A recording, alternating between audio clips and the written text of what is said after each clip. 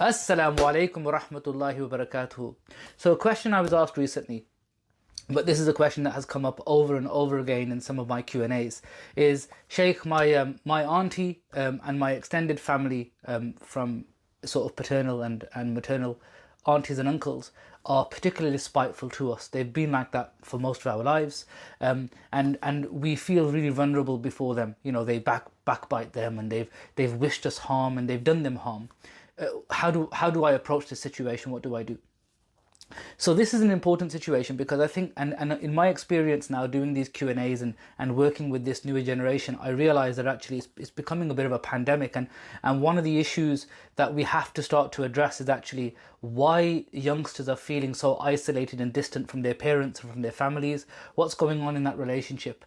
And it's something that we really do need to address. But my advice to those of you who are struggling with family members that you're not getting on with, or worse, that you feel actually wish you some harm or have done harm to you, is from an Islamic perspective, we are encouraged to maintain really strong bonds with people, and we're not allowed to do something called we have something called silatul raham, which mean these bonds of kinship that Allah subhanahu wa ta'ala in His wisdom has destined and predestined for us. So we can't choose our mothers, we can't choose our fathers and our extended blood relatives. So that which Allah connects, we're not allowed to disconnect.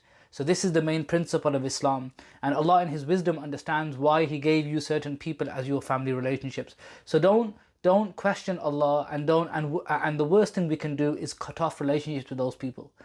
It's important that we maintain our family bonds, but what does it mean to maintain family bonds within a backdrop of animosity, or against a backdrop of difficulty that people bring to us? Is the general rule is we're not allowed to break bonds, but we are also not supposed to make ourselves vulnerable to people.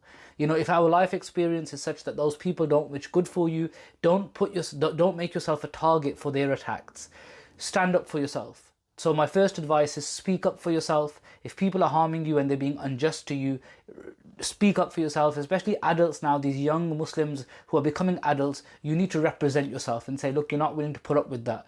Number two, we don't have to be friends with every single person, even those people within our families. We have mazajat, we have sensibilities, we have personalities that sometimes gel with some people and don't with other people. That's not to say anything or make any sort of any comment about other people's morality. It doesn't make them a good or bad people. It just means in our daily life and our encounters we don't get on with everybody, and that's okay. So all that's required of us, and the minimal that's required of us when you don't get on with somebody, is that you don't take away any of their rights that they have, that Allah has given them from by being a human being and by being a believer. That means you're not allowed to backbite them, you're not allowed to harm them, you're not allowed to curse them. So essentially it just means to be civil with them. If you're not getting on with certain people in your household, be civil with them. Don't make yourself vulnerable. Stand up for yourself. And live your life, right? Live your life. Just be happy and go about your life. And inshallah, if that person has harmed you and has done wrong to you, seeing your success, seeing the fact that it doesn't bother you, that's the greatest type of revenge you can get. And they, inshallah, hopefully will see in their ways something that they've done wrong, and they may come and apologize to you. They may not come and apologize to you. But why waste your life? Why waste your life mulling over and spending these valuable moments of our lives worrying about our enemies? The greatest gift, the sweetest revenge that you can have if people who harm you is to live your life and be a success. Assalamu alaikum wa rahmatullahi wa barakatuh.